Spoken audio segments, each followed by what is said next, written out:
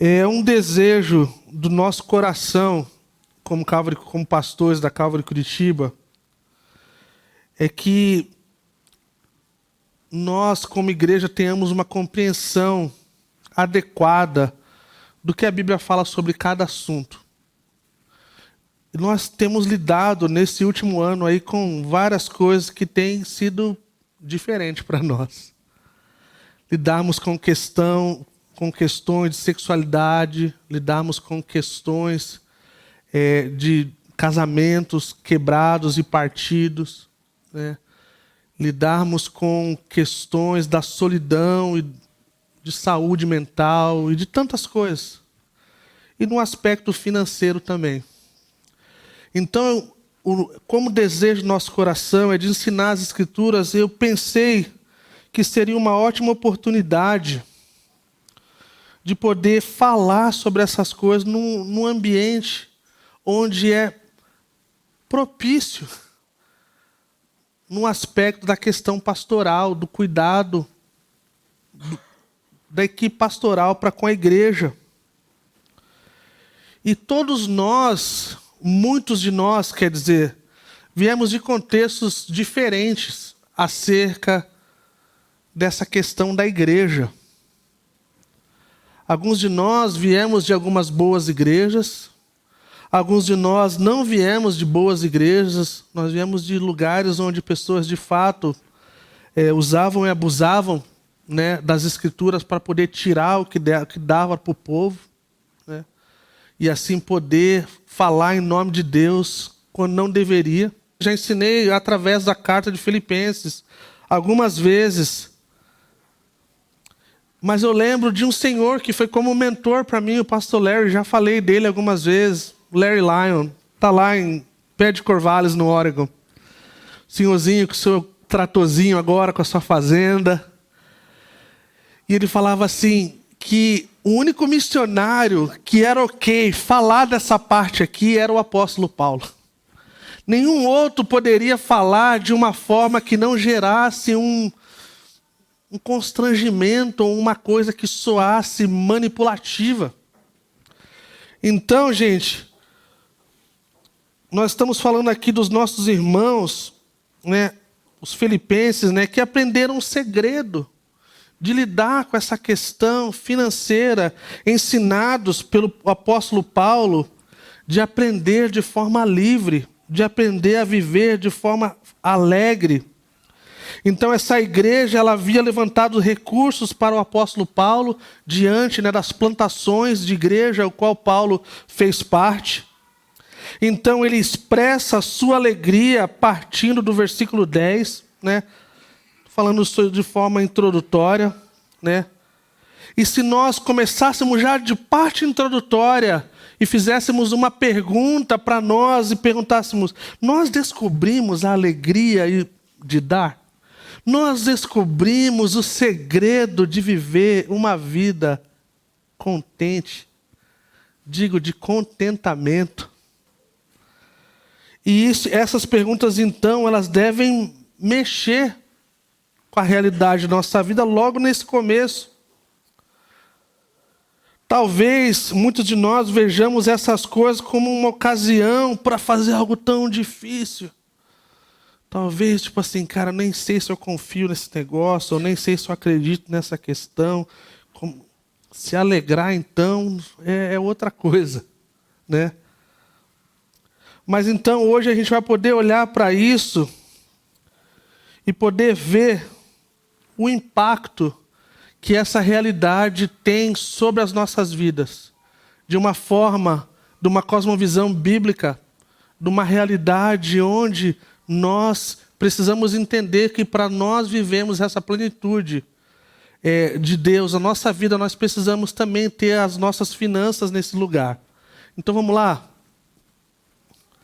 Faz parte do nosso cotidiano dominical, durante os dízimos e ofertas, a gente lembrar dessa frase, né? A generosidade é o que impede que as coisas que possuímos não nos possuam. Em outras palavras, o objetivo da minha generosidade não é apenas abençoar os outros, é também me libertar. E quando nós começamos então a navegar e a entrar no texto, a gente vê que existe essa realidade. A gente vê que não só o apóstolo Paulo entendia isso, mas a igreja a qual ele escrevia, aos Filipenses, teve esse entendimento. Então, se você estiver anotando, como eu não sou teólogo como o pastor Rodrigo, eu ouso fazer quantos pontos eu quiser. Então, alguns batistas, os presbiterianos, tem um negócio de 3 pontos, eu vou fazer 6 pontos, porque é assim. Então, o primeiro ponto que a gente vê aqui no versículo 10, ele fala que ele se alegra grandemente no Senhor, porque finalmente os irmãos renovaram o seu interesse por ele. Então a gente vê o nosso primeiro ponto ali, que essa questão da generosidade, dessa questão do dar, dessa questão de fazer parte financeiramente de algo que Deus está fazendo, nos renova algo dentro de nós. Essa palavra renovar é a mesma palavra para avivar, é a mesma palavra para reavivar, é a mesma palavra que nós poderíamos usar para avivamento. Nos dias onde essa palavra ela é tão exaltada no meio carismático, ou neocarismático, imagina um avivamento das nossas finanças de generosidade. Era como, só precisa de avivamento, gente, algo que está morto. Porque reavivar quer dizer trazer vida ao que está morto. Então, olha que interessante, essa palavra, ela tem as suas nuances muito interessantes. Olha que interessante, a palavra representa uma árvore ou uma planta que é como se tivesse estéril no inverno. Mas quando chega a primavera, a árvore ou a planta, ela floresce com novas flores e brotos.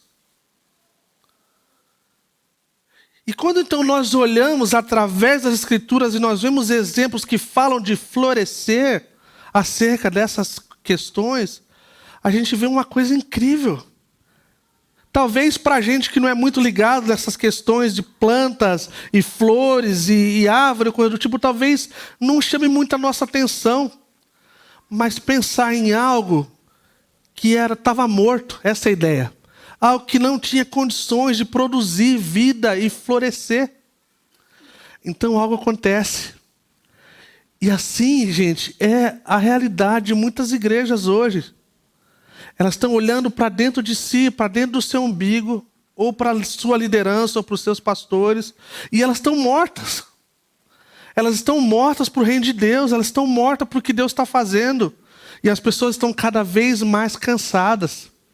E as pessoas estão cada vez mais tentando achar um lugar de segurança, de qual elas não serão mais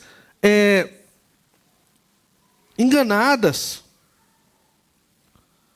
Então aqui Paulo está expressando essa preocupação desses irmãos que tiveram por ele. Esses irmãos, eles estavam como uma coisa morta, uma coisa sem vida e sem florescer. Então algo acontece, a primavera chega. E então eles começam a florescer, e então algo nasce. Nasce uma preocupação. E eu queria, de verdade no nosso coração, que quem sabe hoje, talvez, algo florescesse nos nossos corações acerca da preocupação de que é o reino de Deus de verdade. Nós vamos gastar, gente, 8 domingos, depois desse próximo domingo, falando sobre o reino de Deus. Sobre o que é ser discípulo, sobre o que é fazer discípulos. E esse reino de Deus, ele requer uma preocupação santa acerca dos nossos irmãos, acerca da realidade do necessitado e do aflito e daquele que está sofrendo. Então, eu amo essa parte porque Paulo está falando de algo que é muito peculiar e algo que nós desejamos fazer. Plantar novas igrejas, ver novas coisas acontecendo. E eu quero aproveitar um tempo muito propício para isso e poder falar para vocês que estão aqui e para todos que vão nos ouvir e assistir. Eu não sou o apóstolo Paulo, não quero ser e nem pretendo ser. Então não estou me referindo como se eu fosse o apóstolo Paulo, tá? Então isso já coloca uma coisa. Mas eu gostaria de expressar, gente, que assim como o apóstolo Paulo falou, que várias pessoas, ou quase ninguém, havia mostrado interesse acerca da obra de que Deus estava fazendo, mas esses irmãos de Filipe estavam fazendo. Eu acho que é um tempo propício para dizer que a Calvary Curitiba não recebe dinheiro dos Estados Unidos, gente. Eu vou repetir. A Calvary Curitiba, pelo menos na última década e na gestão passada, não recebeu e não recebe dinheiro dos Estados Unidos. Nós temos o nome em inglês, porque o nome em português seria muito feio e dá um monte de ideia de um monte de coisa que a gente não quer ser. Então a gente tem um logo bonito, com o nome em inglês. Acontece nas melhores e piores famílias. Mas a coisa é, os pastores da Calvary Curitiba, gente, vivem da generosidade, da provisão de Deus através dessa comunidade. Os pastores dessa gestão. Então é importante dizer isso. Que às vezes as pessoas estão se questionando, tipo assim, cara, como é que essa igreja vive? Eu quero dizer, durante esse tempo, o qual eu assumi a igreja quase 4 anos atrás, nenhuma igreja floresceu conosco, partilhou conosco. Mas o Senhor foi fiel e foi gracioso conosco. O Senhor nos deu graça para fazermos coisas além da nossa fé, além da nossa realidade. E Ele fez abundantemente mais do que nós pedimos ou pensamos. Então, se alguém vier porventura, isso não é uma reação, não estou reagindo a nenhuma coisa que foi falada, coisa do tipo, não é isso. É só simplesmente para deixar claro. Uma vez estava conversando com um rapaz, que por incrível é muito generoso e bem querido da nossa comunidade, e ele falou assim para mim, assim, na conversa pastoral do Connect. Ele falou assim, pastor, não é natural para as pessoas olharem para a realidade da Calvary Curitiba e pensar quando você entra ali e você vê um lobby com um sofá bonito, e aí você passa adiante, aí você vê uma cafeteria, você vê as coisas assim. Não é natural para as pessoas imaginarem que precisa de recursos para que isso aconteça? E a minha resposta foi não, não é natural. Algumas pessoas acham que o dinheiro vem de algum lugar e que talvez não precise de ajuda ou de coisa desse tipo. Ele falou assim, nossa, mas como que isso pode acontecer? Eu falei, eu não sei, eu não plantei essa igreja, né? Então eu não pude desde o começo, Se eu tivesse plantado no começo, gente, não teria necessidade de a gente estar falando sobre isso. Porque a gente estaria desde o começo andando nessa coisa de que nós somos uma família e uma comunidade que precisa florescer, precisa ter vida e não pode ser estéril em relação a isso. E eu falo isso, como eu já falei, e volto a dizer, não no tom reativo, porque nós não temos uma situação para vou reagir acerca do que foi falado, coisa tipo. Não é isso. É um desejo de ensinar de verdade. E todos nós temos a tendência de olharmos, talvez, e deixarmos a coisa assim, sabe? Um homem rico, uma vez, procurou a ajuda de um conselheiro bem sábio.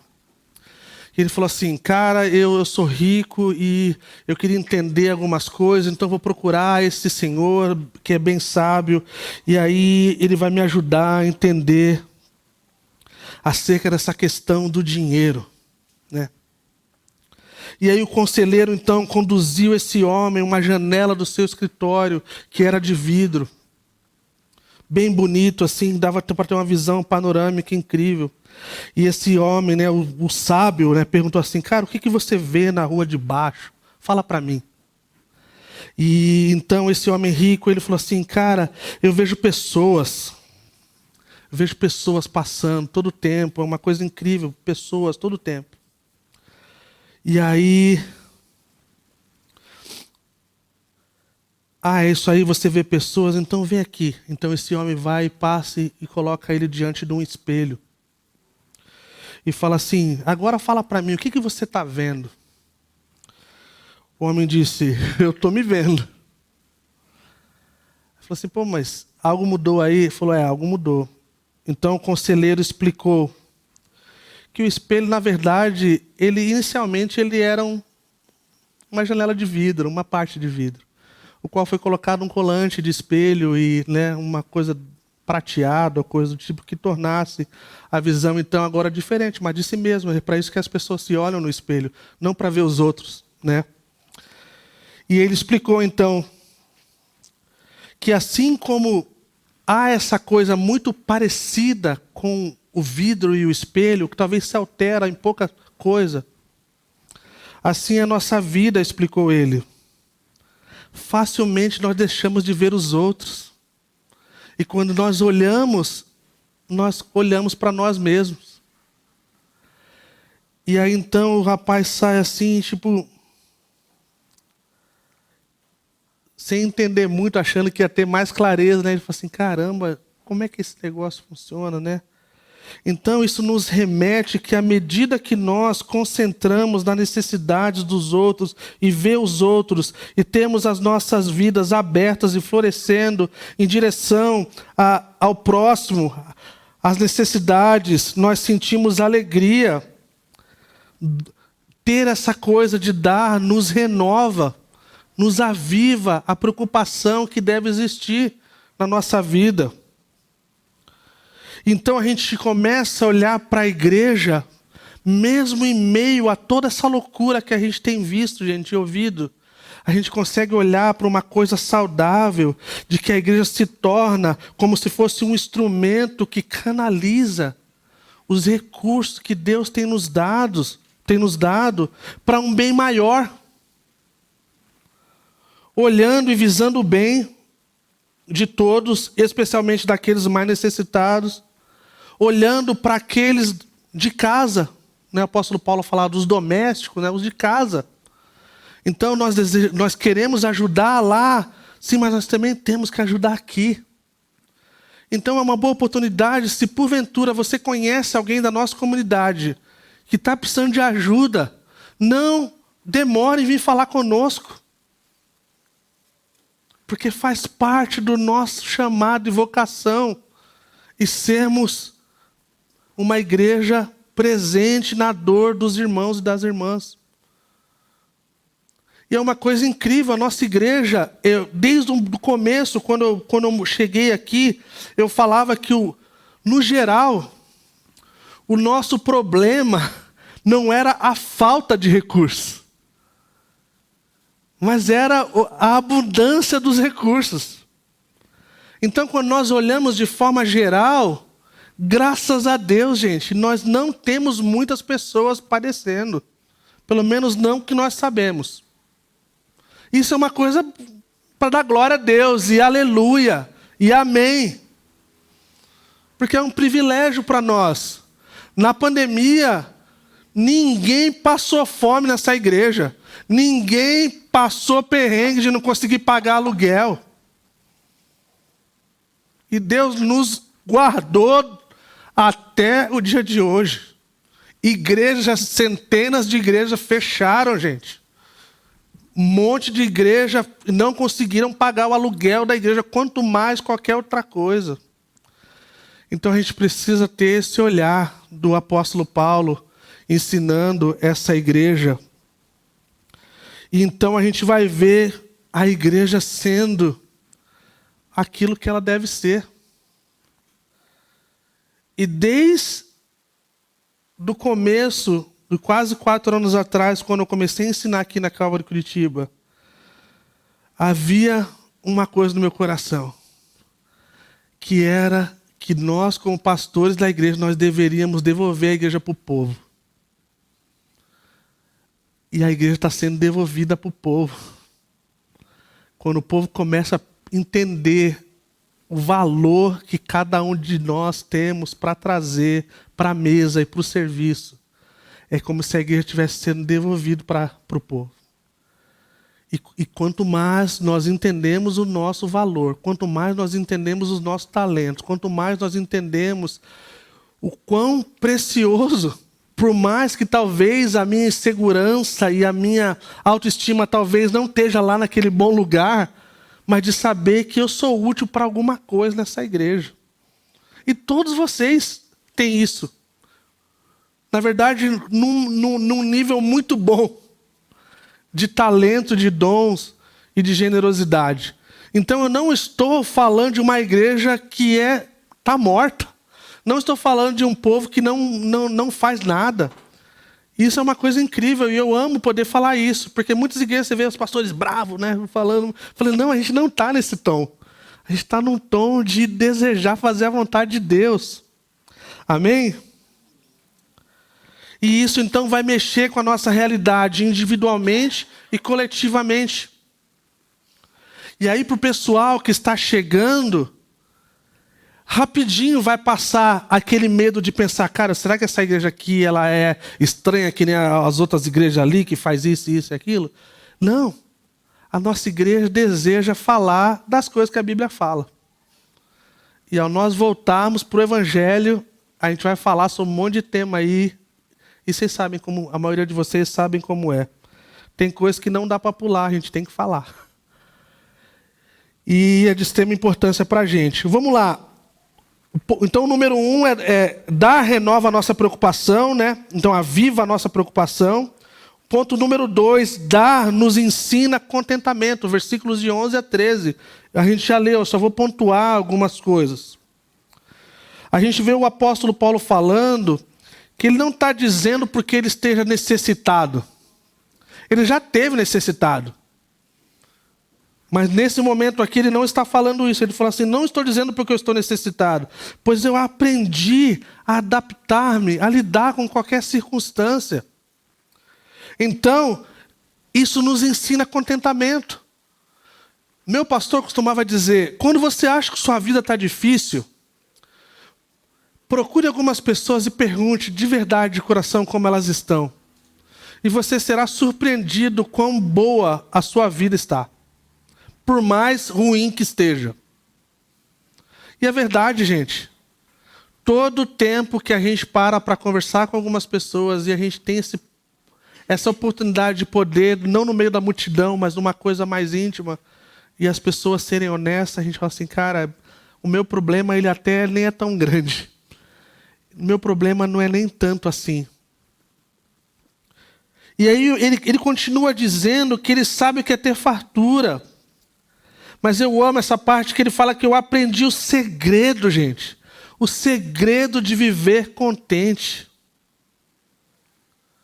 E esse segredo nós precisamos. Nós precisamos aprender esse segredo. E sabe o que é incrível acerca das Escrituras e Jesus Cristo? É que toda vez que você vê algo que fala de um segredo, ou de um mistério, ou de uma coisa assim, desse tipo, não, é uma coisa que é para ser revelado. É uma coisa para que a gente possa aprender. Não é uma coisa assim, isso aqui é um mistério que vocês nunca vão aprender. Não, isso aqui é uma possibilidade real. Então Paulo está falando isso, ele fala assim, cara, eu aprendi o segredo de viver contente em qualquer situação, seja bem alimentado, seja com fome, tendo muito, ou passar necessidade. E aí vem aquele texto famoso, tudo posso naquele que me fortalece. Esse é o contexto desse versículo. Esse é o contexto desse versículo. Em dias de coisas lindas, tudo posso naquele que me fortalece. Em dias de dificuldade, tudo posso naquele que me fortalece. Então, quando os dias maus vierem, gente, a gente não vai ter a nossa fé abalada. Nós não vamos deixar o Senhor por causa dos dias difíceis, porque nós temos consciência que nós aprendemos o segredo de viver essa coisa. Então, quando os dias maus vierem, quando a morte nos rodear, quando as dificuldades da vida nos abaterem, a gente vai poder falar, como o salmista falou no Salmo 23, que o Senhor é o nosso pastor e que nada vai nos faltar, seja o que for isso. Paulo fala aqui, tem outros versículos que ele dá uma ideia de que o Senhor não nos dá coisa maior do que nós podemos suportar. Então a gente vê que essa questão do suportar de Paulo era além. Porque ele já passou essa necessidade, ele já passou essa questão de ter fome. E talvez alguns de nós já passamos por grandes dificuldades financeiras no passado.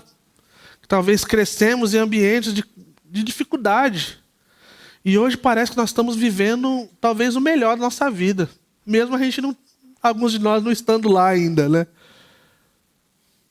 Mas a gente sabe. A gente sabe o que é, gente. A gente só precisa aprender o segredo. E muitas vezes esse segredo, ele nos ajuda, não só na nossa vida, na nossa família, mas de como lidar com o nosso redor. Nos faz lembrar de que existe um povo que está vivendo num mundo caído. E esse mundo caído, ele é repleto de dor. Então, a gente não vai amaldiçoar Deus quando os dias maus vierem. Nós vamos falar, cara, eu tenho aprendido de que o Senhor, ele é comigo. E que ele nunca vai me deixar, e que ele não vai me abandonar, até quando essas coisas vierem a acontecer. Olha que interessante, um texto de Hebreus que nos fala sobre contentamento. Está no próximo ali no slide. Fala assim: conservem-se livres do amor ao dinheiro e contente-se com o que vocês têm, porque Deus mesmo disse: nunca o deixarei, nunca o abandonarei. É isso que nós precisamos. É essa realidade que nós precisamos. Hebreus 13:5 fala isso. O Senhor mesmo, Deus disse: nunca o deixarei e nunca o abandonarei. Paulo havia aprendido essa lição. E sabe qual era a diferença do apóstolo Paulo para os estoicos gregos? É que o estoico grego, assim como talvez todo esse estoicismo, né, popular e hype do momento, toda vez que eles expressam essa palavra do ser contente, ou estar contente, ou ter contentamento, era usado de uma forma para mostrar uma autossuficiência inexistente, né? Falsa e ilusória. Que não existe ninguém que é autossuficiente, né? Mas quando Paulo está usando essa palavra, ele está falando da suficiência em Cristo. Ele está falando do que tudo posso naquele que me fortalece. Ele está falando de que é em Cristo que nós encontramos tudo aquilo que nós mais precisamos. E aí então, quando a gente lembra das palavras de Santo Agostinho, que falava que a nossa alma ela vai ficar aflita até que ela encontre o Senhor. Porque foi para Ele que fomos feitos. E então a gente só encontra descanso quando nós estivermos com Ele. É assim que nós vamos nos encontrar. A gente vai ver que vivendo mesmo em meio a uma sociedade orientada para o consumo, que nos pressiona a vivermos de forma demasiada e dando valor às coisas materiais, ao ponto da nossa alegria se basear no quanto temos, se tornar algo que deturpa a nossa identidade por termos ou não termos. A gente vai ver o que de fato é contentamento. A gente vai ver o que de fato a Bíblia fala de contentamento. Contentamento significa viver com um sentido de adequação de Deus, uma convicção de que Deus ele é adequado, ele é perfeito para qualquer necessidade que enfrentamos. Que Ele é o nosso pastor. Ele sabe nos levar aos pastos verdejantes e às águas tranquilas, por amor do seu nome, e com o cajado Ele nos protege, e talvez Ele puxe o nosso gogozinho, porque nós somos como aquela ovelhinha que corre, cai no buraco, aí o pastor vai lá e tira, depois ele corre e cai de novo. E a gente precisa então dessa realidade. Alguém disse que um princípio antigo acerca de uma realidade materialista, ou na verdade contra a cultura materialista, é que a realidade de darmos, guardarmos e gastarmos. Isso consegue fazer com que a gente tenha uma perspectiva correta.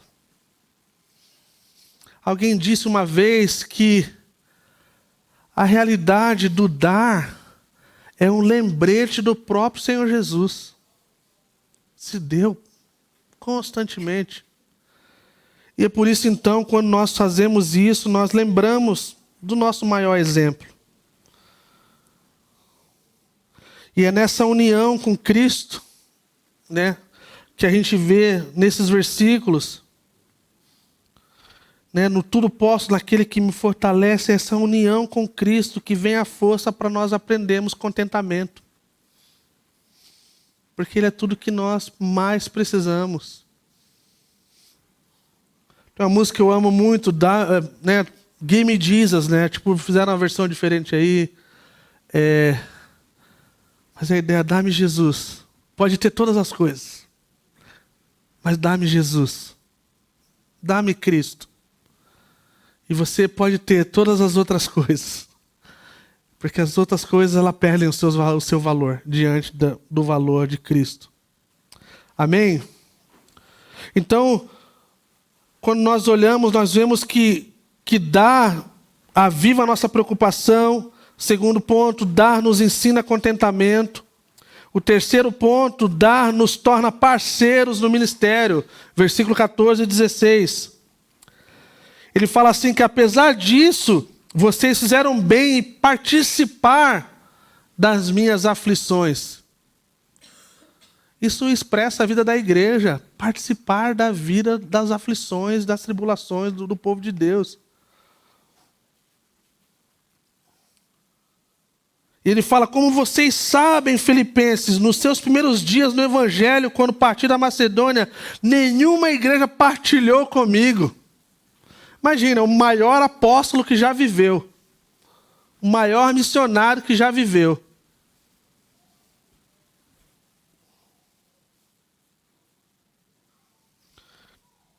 Nenhuma igreja partilhou comigo no que se refere a dar e receber, exceto vocês. Não apenas uma vez, mas duas, quando eu tive necessidade. Então isso, gente, mais uma vez, olhando para a igreja como esse lugar, como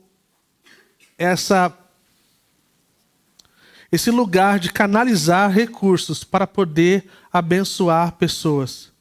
Para que pessoas que estão fazendo a obra de Deus não precisem falar a mesma coisa que o apóstolo Paulo falou na primeira parte, que nenhuma igreja fez parte com eles.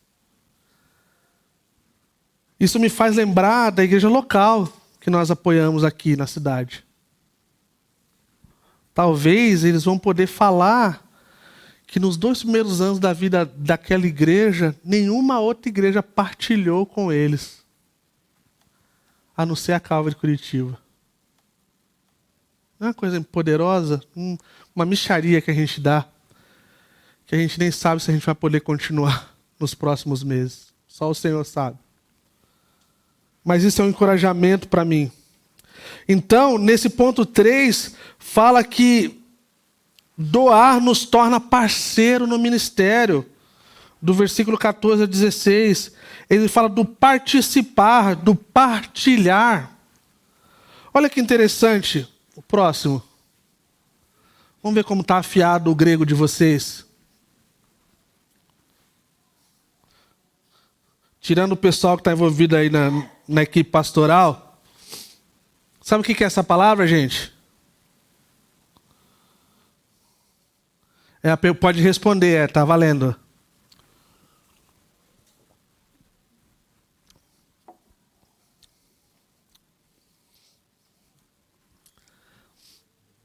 Koinonel,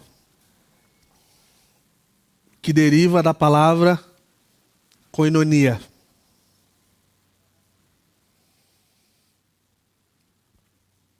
Isso nos torna parceiros, isso nos faz ter comunhão, isso nos faz termos essa coisa que é muito além do que comer pizza ou hambúrguer depois do culto. Vocês tiveram comunhão comigo, vocês tiveram koinonia comigo quando vocês me viram naquela coisa de necessidade. Não é incrível poder fazer parte da vida e do ministério do Reino de Deus através da nossa participação de comunhão?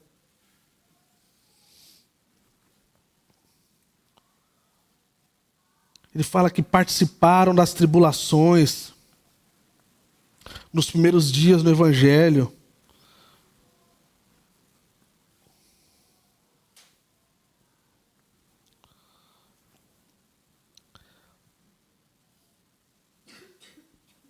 Isso é uma coisa que deve fazer com que a gente deseje ser parte, deseje ser parceiros, pessoas envolvidas com a obra de Deus e com o reino de Deus.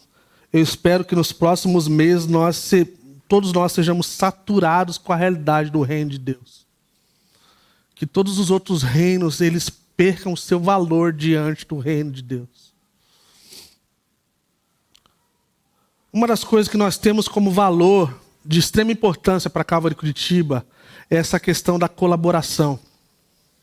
Nós entendemos que uma igreja que caminha sozinha, ela é uma igreja que está com o pé no buraco. Então nós temos sim como valor a colaboração. Nós entendemos a importância da parceria, de vivermos esse reino de Deus através de amizades que proclamam o reino de Deus. Nós temos como parte da Calvary Global Network de se juntar com pessoas que têm a mesma mentalidade de que o evangelho seja pregado, que a palavra de Deus seja proclamada, que o reino de Deus seja expandido através dessa rede de amigos. Nós temos a Converge, com a qual nós temos caminhado juntos já por alguns anos. Nós temos o City to City, nós temos outras organizações do qual nós temos participação e eles têm participação conosco. Então, nós podemos ter koinonia e nós podemos, de fato, koinonar. Para a glória de Deus. Amém? Essa parte é a parte mais radical do texto para mim. Ponto número 4. Que rende dividendos espirituais. Lucros. Como se fosse uma conta espiritual. O Nubank espiritual. Mas não nu, tipo vestido.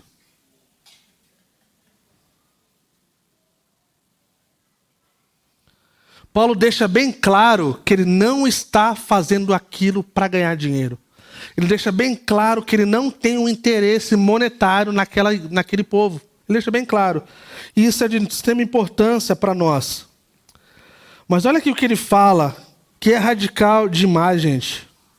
Ele fala assim, não que eu esteja procurando ofertas, não estou procurando dinheiro, mas a realidade é para ser creditado na conta de vocês. Gente, isso é uma das coisas mais radicais para mim. Se viesse qualquer outro missionário, viesse aqui na Calvary Curitiba, e a equipe pastoral estivesse do outro lado, e o cara falasse assim, então pessoal, eu queria que vocês dessem aí todo o dinheiro que vocês têm aí, entendeu, cara? Uma oferta de generosidade. Porque, cara, eu vou aceitar o dinheiro, mas eu não quero, tá? Eu estou querendo ver vocês aí, muitos juros no céu. Cara, a gente vai ficar assim, mano, vou pegar esse cara depois do culto, cara. Tipo assim, esse cara nunca mais vai tocar no microfone. Mas o que Paulo está dizendo é que existe sim uma realidade de que o pastor Chuck costumava dizer que no final todas as coisas vão passar, mas só o que foi feito para o Senhor vai permanecer, vai ficar. E é uma realidade. Todo investimento da nossa vida, seja como for, no Senhor, é garantido o investimento. 100% é o máximo, né? Mais de 100% ele fala, o Aguiar falar, não existe, 100% é o máximo do porcento, tá? Mas é 100% garantido o investimento da nossa vida nas coisas do Senhor. Amém? Então ele fala assim, que para ser creditado na conta de vocês. Aí ele afirma, eu recebi tudo, eu estou bem suprido. Eu não estou fazendo isso porque eu estou passando perrengue. Não é isso. Eu tenho mais do que o suficiente. Há uma promessa do suficiente, mas ele está falando, cara, eu tenho mais do que o suficiente. Eu estou amplamente suprido. Vocês enviaram um irmão aí e esse irmão trouxe aí a oferta, cara, está tudo certo.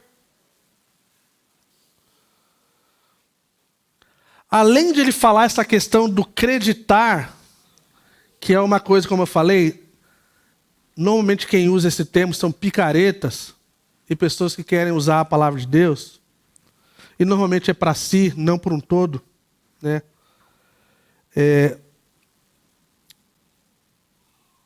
Esquece uma realidade de olharmos para as Escrituras de verdade.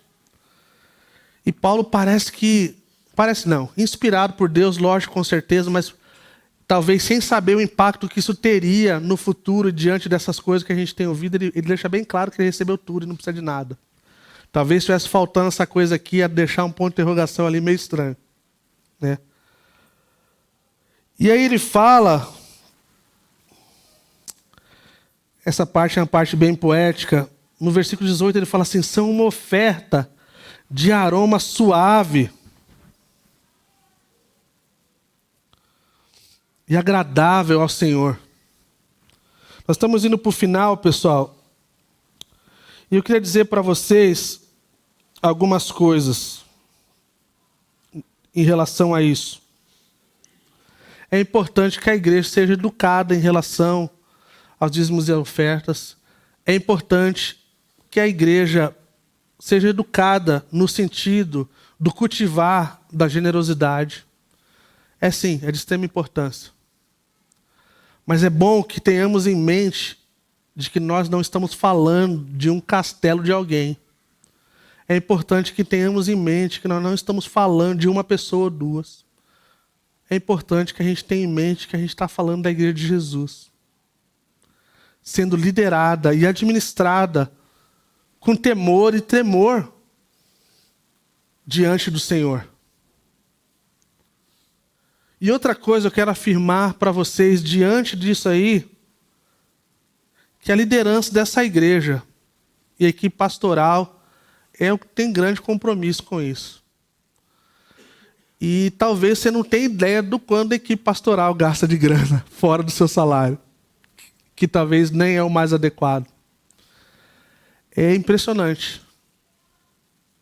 Porque não tem outro caminho. O caminho da generosidade não é para os outros, é para nós.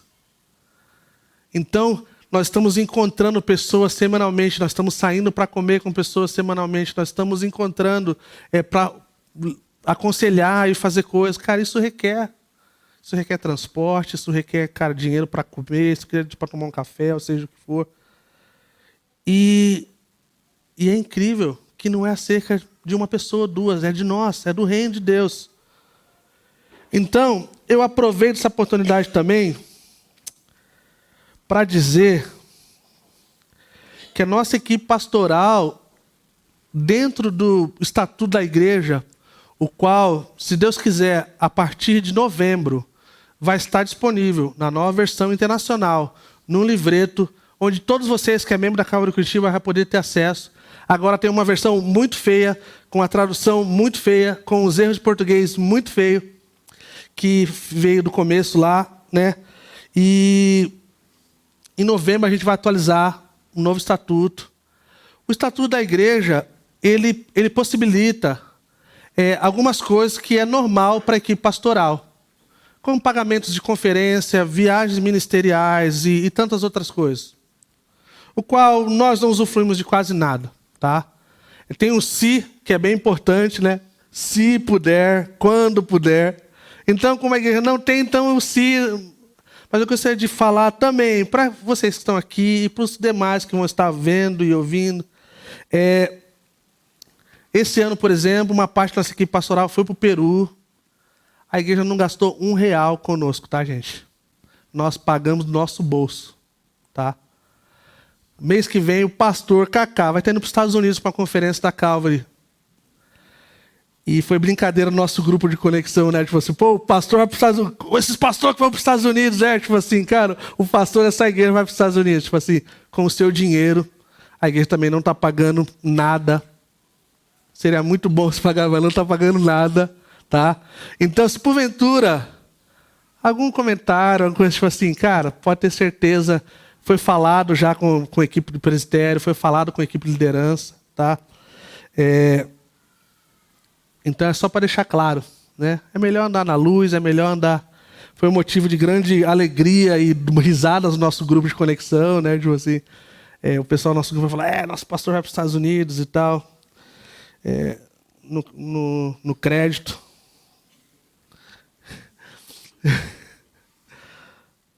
Então, gente, nós temos essa parceria no ministério. Nós temos esses dividendos, esses lucros espirituais, né? Que não são tão... Eles são sacrifício. O nome sacrifício já quer dizer sacrifício. Nem sempre é uma coisa tão assim, fácil, né? Para algumas pessoas, o 10% é o mais fácil. O depois dos 10% que é o negócio é mais difícil. Porque aí a gente já fica mais apegadinho, né? E então saiba, de verdade, que nosso coração como liderança da igreja é de termos um povo da mão aberta. É um povo que abençoa, é um povo que não é apegado a essas coisas, cara. E esse povo está fazendo isso, gente. É impressionante.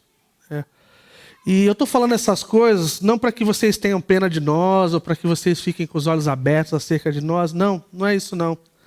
É porque a gente nunca teve uma oportunidade para poder expressar para a igreja essas coisas. E eu fiquei pensando, cara, vai passar 10 anos e a igreja vai ficar pensando ainda, por exemplo, algumas pessoas que a gente recebe dinheiro dos Estados Unidos. Ou vai passar 10 anos, o pessoal vai achar que o nosso salário é um salário incrível aí que a gente está rasgando. Às vezes eu fico pensando assim, cara, até quando esse pessoal vai aguentar dar carona para minha família, mano? Sério, gente, eu penso nisso, mano. Eu fico assim, cara, o problema de alguns pastores aí é que os caras estão ganhando carro, os caras estão sacudindo a igreja para ganhar carro, mano. O nós, tipo assim, não, a gente não tem carro. E às vezes, tipo assim, cara, dividir em 2 carros para pegar carona, cara. Aí a gente, um pega Uber para dividir, que 5 não cabe mais num carro, né, cara? E a gente tá vivendo essa vida louca aí de 4 anos, gente. E para mim tá ok, mano. Eu vim do Jockey Club São Vicente, 013, mano. Andava de magrela, lá de Ceci, tá ligado? E a gente montava as bikes, cada uma sua, nem pagava nem o bicicleteiro. Agora, pra minha norueguesa lá, mano, tipo assim, ela não liga, mas ela merece algo melhor. De verdade.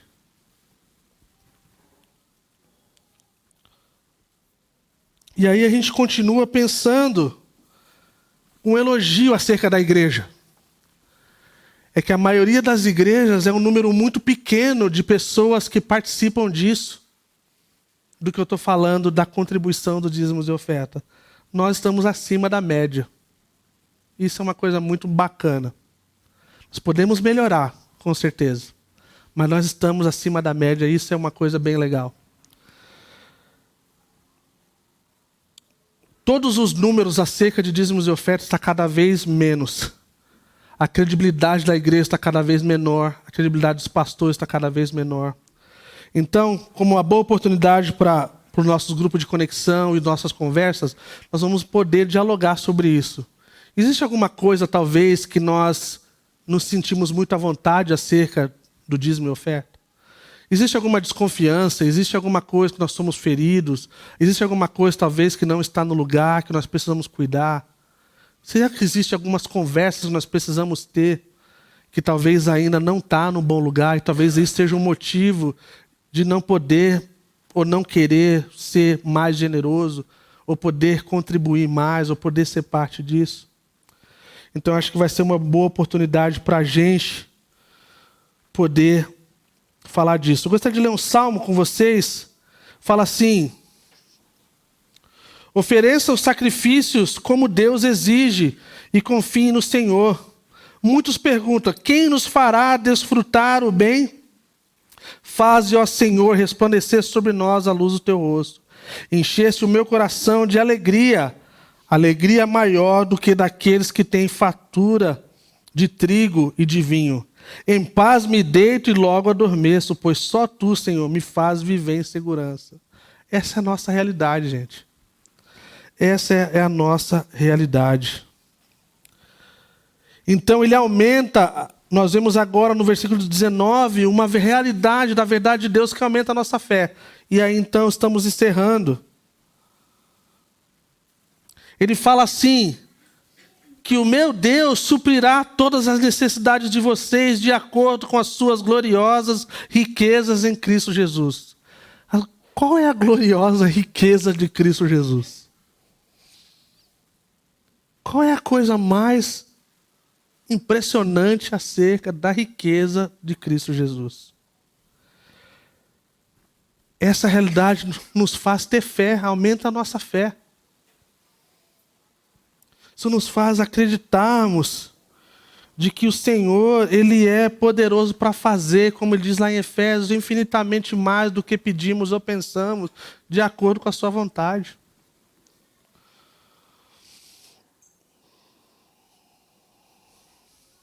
Amém?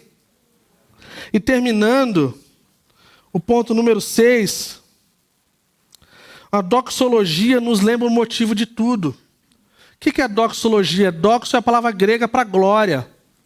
Então, a declaração da glória de Deus, quando nós vemos o apóstolo Paulo falando através das suas cartas, de forma muito poética, depois de um argumento teológico ou de uma coisa que ele chama atenção, ele fecha algumas coisas, então ele fala assim, olha essa doxologia, olha essa declaração. A nosso Deus e Pai, seja a glória para todos sempre. Amém. Em Romanos ele fala assim, ó profundidade da riqueza e da sabedoria de Deus. É uma declaração da glória de Deus. Então, essa declaração da glória de quem Deus é, nos lembra o motivo de tudo. Ele é o motivo. Tudo é para Ele, gente. É porque dele, por Ele, para Ele são todas as coisas. Amém? Então eu quero concluir dizendo isso para vocês, gente. Ao nós contribuímos financeiramente para a obra do Senhor, nós nos tornamos guardiões da chama e ajudamos a espalhar a mensagem do Evangelho, atendemos à necessidade das pessoas, ajudamos as pessoas a crescerem espiritualmente. Tudo que você está vendo aqui nessa comunidade, ele é parte, essas coisas são parte dos recursos que Deus está nos dando. Cada coisa, gente. Cada coisa. O ar-condicionado, um não está funcionando. Queimou a tela 2 vezes usando. A placa, né? Mas vai chegar, está na garantia, foi comprado direitinho. As cadeiras lá atrás, a coisa bonitinha lá embaixo, as paredes pintadinhas. É o Senhor. Então, o alfa que está acontecendo, o connect que acontece, o grupão que aconteceu na quinta, tudo isso, gente, é a graça de Deus sendo derramado sobre nós. E os recursos que Deus tem nos dado. Amém? Nós ajudamos então as pessoas a crescerem espiritualmente, permitimos que as nossas igrejas brilhem como luzes de Deus no mundo. Esses privilégios enchem o nosso coração de alegria, devem encher os nossos corações de alegria, né? Então, vamos juntos cultivar generosidade. Vamos juntos expressar o coração do Senhor, que é um coração generoso, e ver o reino de Deus expandindo. E ver Jesus Cristo sendo alto e exaltado através de tudo que nós temos e somos para a glória dele. Vamos colocar de pé.